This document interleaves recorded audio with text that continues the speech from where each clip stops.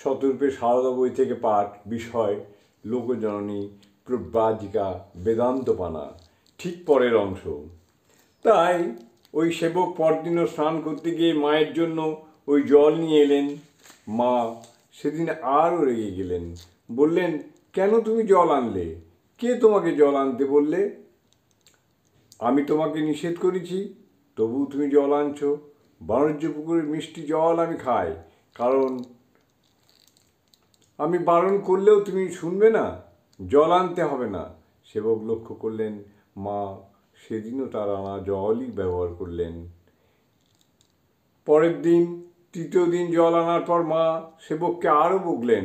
সেবক এ দুদিন মায়ের তিরস্কারের উত্তরে কিছু বলেননি, কিন্তু আজ তিনি অভিমান ভরে বললেন, আমি নদীতে স্নান করতে যাই, আপনার জন্য জল আনবো।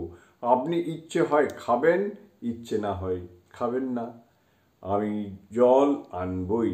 সীমার সব রাগ সঙ্গে সঙ্গে জল হয়ে গেল।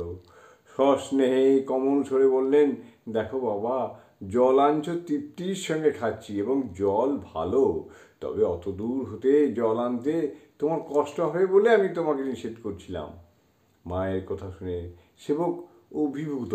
মায়ের আপাত কঠোরতার পিছনে তার জন্য তার উদ্বেগ ও চিন্তা কাজ করছে, তা তিনি ভাবতেও পারেননি।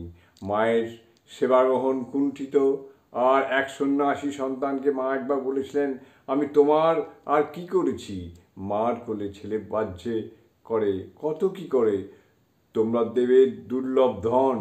মা জানতেন এই সন্ন্যাসী সন্তানরা সেই রত্ন শ্রেণীভুক্ত যাদের কথা ঠাকুর বলে গিয়েছিলেন। জয় মা।